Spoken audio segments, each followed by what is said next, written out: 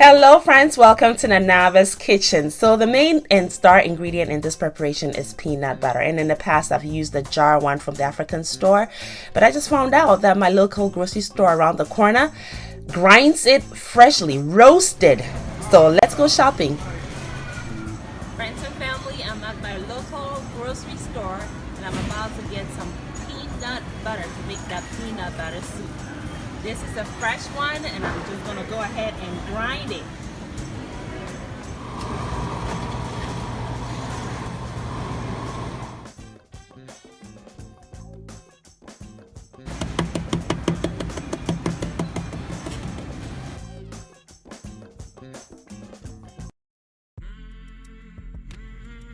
Friends, our freshly ground peanut butter has arrived at Abena'sKitchen, y'all.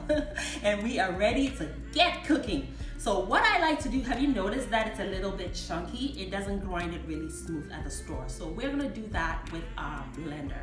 Now, so the first thing I'm going to do is roast my peanut butter so it's a little nuttier. Trust me, it's better that way. So I'm gonna pour it right here into our skillet and roast it for 10 minutes over medium heat to help really accentuate the natural flavors of our beautiful star ingredient peanut butter. Now, if I had a jar of roasted peanut butter from Ghana, I would omit this step because Ghana doesn't watch. It's already roasted well. So you don't need this step, all right? 10 minutes is all it's gonna take, and you wanna flip as you go, all right, so it doesn't burn on one side on you. So as you can see, there are some areas that are darkening. That is the natural nuttiness that's happening right now. So now we're going to begin layering our flavors. Every step we're going to season well and layer the flavors. I have a medium-sized onion that has been cut up. Now I have 2 medium-sized tomatoes also cut up. We're going to blend these fresh ingredients with our peanut butter that has been roasted and allowed to cool down. So look at that. It smells really nutty. Yes, you know the soup is going to be delicious. So we're going to pour that in and add 500 milliliters of water to it and blend it so we get a smooth, creamy consistency. Now, my friends, we all know Sabri tonight is not easy, right? Because finding our authentic ingredients is not always the easiest thing.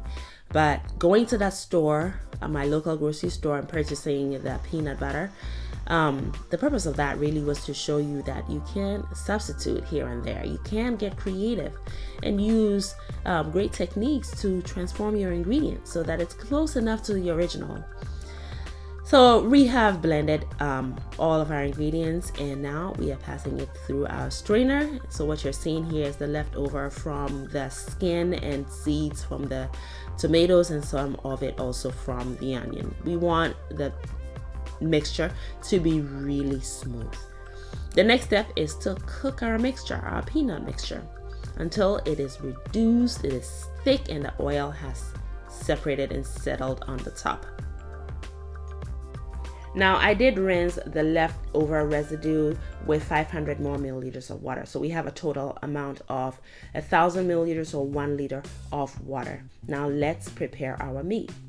I have my children's favorite choice of meat, which is my smoked turkey. Now, any meat of your choice would work. I also have lamb in there, and I am doing the very important step of seasoning my meat. I use a tablespoonful of salt. You have to season very generously at this point. Now, this is a whole onion.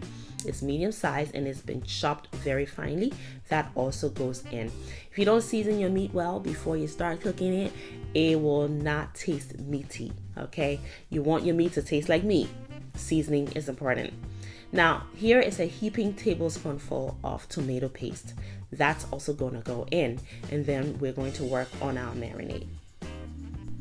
I have 2 miniature red bell peppers for some sweetness and freshness, 4 cloves of garlic, and I also have curled leaf parsley. It's about a handful, and I have 2 habaneros for some heat and also for some freshness, and I have smoked dried shrimp, and then I also have rosemary sprig, fresh rosemary, and then I have my ginger, which is 15 grams or thumb size. I've cut them into very small pieces so that when I blend it up, I don't have strands. Now this is a quarter teaspoonful of black peppercorns and also aniseed. Now we pour that in and add some water and blend it till smooth and pour it into our meat. It smells very fresh and delicious. We're going to rinse our bowl with some more water, and now we're going to cook over medium heat for 25 minutes. And there is what we have. The meat is tender and it's cooked through, and the broth is to die for. While that was going on, our peanut mixture was also cooking. So we're multitasking here. The oil is starting to separate. You want to give it a quick stir, and then you want to put the lid back on, because at this point it's going to start to really splatter. It is still over low heat. The oil is going to all separate to the top, as you can see happening right now. And I was being really careful.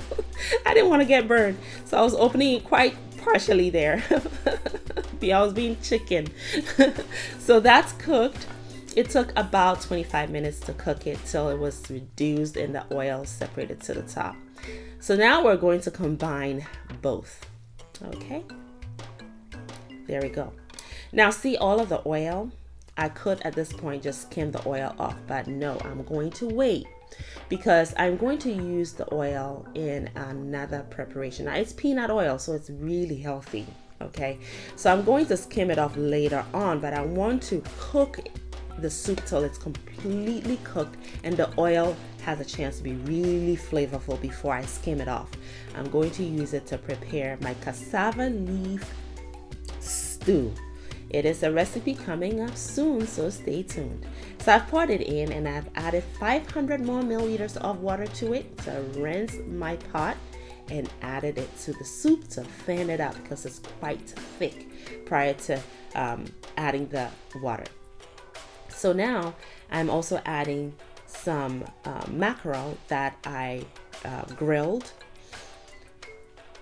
and give it a stir, and you're going to leave it on low heat, and you're going to let it cook for a good 30 minutes.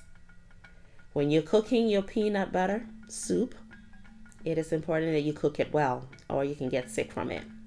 So cook it till you can't cook it anymore. So partially cover it and cook it for a good 30 more minutes. Now it is cooked. You know it's cooked because all the oil has resurfaced to the top, and it is a nice, beautiful amber color. You're going to skim as much oil off. And this is the oil we're going to be using to prepare our stew. Now I'm dishing it over abetie, face the wall, konkonte, and I'm adding my steamed okra. Mouth-watering, isn't it? Yeah, my 4-year-old son was into this. Yes, I even had this soup with some steamed cabbage, and it was delicious. Thank you so much for watching. Make it a great day, and as always, have fun, especially in that kitchen.